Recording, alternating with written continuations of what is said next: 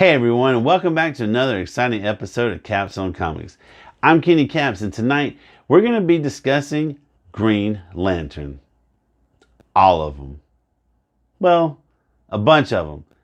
I'm not really sure how many there are. Let's get started.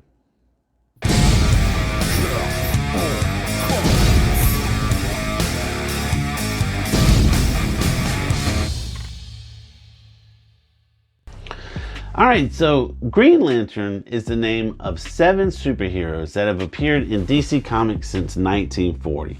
Since then, they have all fought evil with rings that have granted them a buttload of power. With the exception of Alan Scott, the first Green Lantern, the following characters are typically depicted as members of the Green Lantern Corps, an interstellar law enforcement agency. Alright, so the first Green Lantern character, Alan Scott, first appeared in the Golden Age in All-American Comics 16 in July 1940. Now, this is not his first appearance, but it's the only Golden Age Green Lantern that I have, alright? So, originally, Scott was a railroad engineer, right? And so after a railroad crash, he finds this magic lantern that speaks to him and said that he would bring him power. So from this, he crafted this magic ring to give him power. The only problem with the ring, though, was that it had to be charged once a day and it had to be touched by the lantern, and it had no effect on wood. But after World War II, superheroes declined, and All-Star Comics number 57 in 1951 was the character's last Golden Age appearance. But when superheroes regained their popularity, Scott was revived and would make guest appearances here and there, but never be as popular as the new Green Lantern, Hal Jordan. Introduced in Showcase number 22 in September and October of 1959, the Green Lantern character was reinvented as a science fiction hero named Hal Jordan. Jordan's powers were pretty much the same as Scott's, but this character was completely different than the Green Lantern of the 40s. He had a new name, a new costume, a new origin story. So Jordan received his ring from a dying alien and became part of the Green Lantern Corps, this interstellar law enforcement agency overseen by the Guardians of the Universe.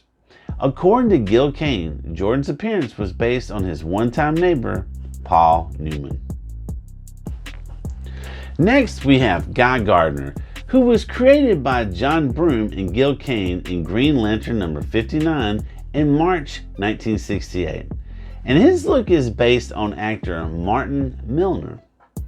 The character was significantly changed in the 1980s by Steve Englehart and Joe Staton.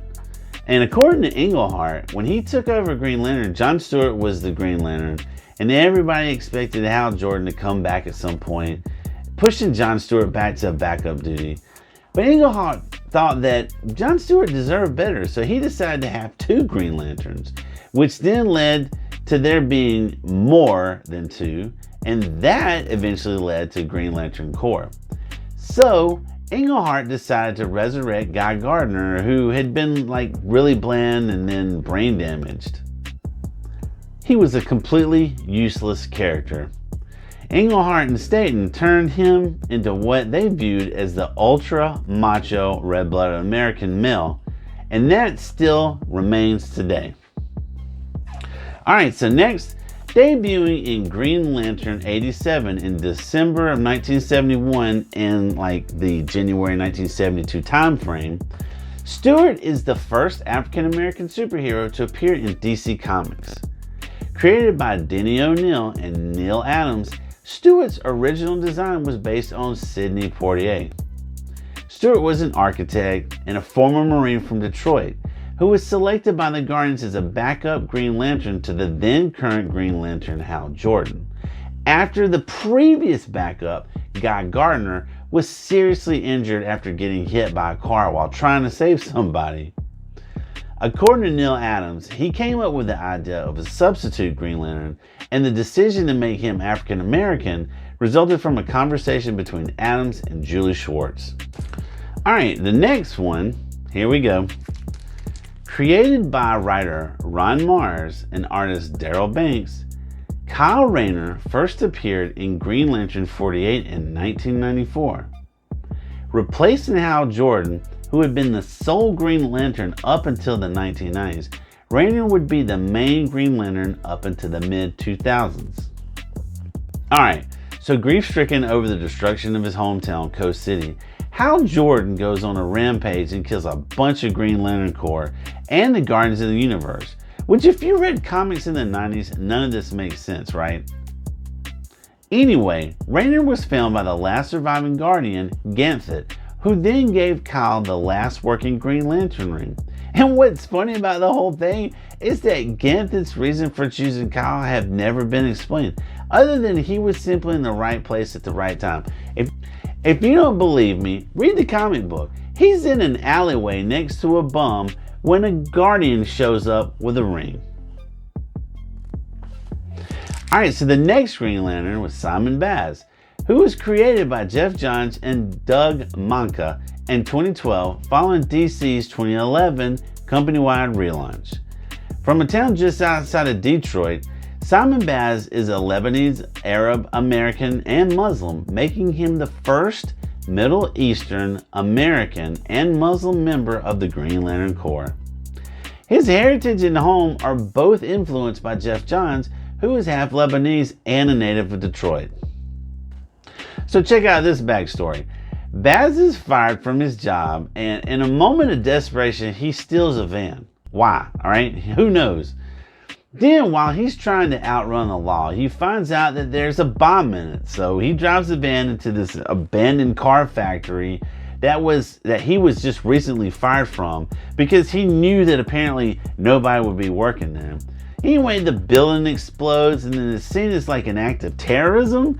So then Baz is brought in for questioning. As he's being interrogated, Hal Jordan and Sinestro's rings fuse and form a malfunctioning Green Lantern power ring that finds Baz, and boom, we have a sixth Green Lantern. But wait, there's more. Lastly, we have Jessica Cruz, another creation of Jeff Johns, but this time with Ivan Rice. Jessica Cruz's first appearance takes place in Justice League 31 in August 2014. Based on the actress Penelope Cruz, Jessica Cruz is both Mexican-American and Honduran-American. Okay, so I had first heard of Cruz because my daughter loves this show called DC Superhero Girls, which she's in. Hal Jordan's there too, but she becomes Green Lantern on that show, and I don't really know how. Her comic book backstory is much darker because, she's out hunting with her friends, and they stumble upon these men burying a body. Then they capture and kill her friends.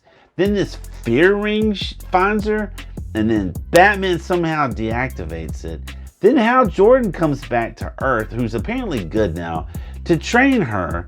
Then there's this big battle between the Justice League and Darkseid's daughter, who's just come to Earth to destroy it or rule it. Anyway, after the battle, a Green Lantern ring magically descends upon the battlefield and transforms Cruz into a new Green Lantern. Alright, that brings this episode to an end. At this moment, a live-action Green Lantern TV series is in the works at HBO Max, and it's supposed to focus on multiple Green Lanterns such as Alan Scott, Guy Gardner, maybe even Jessica Cruz, and Simon Baz. The rumors circulating around this show have really run up the prices of these first appearances. So, do you have a favorite Green Lantern? And if so, who is it? Which one would you like to see on the HBO Max series? Please be sure to comment below, and don't forget to like and subscribe. Thanks for watching.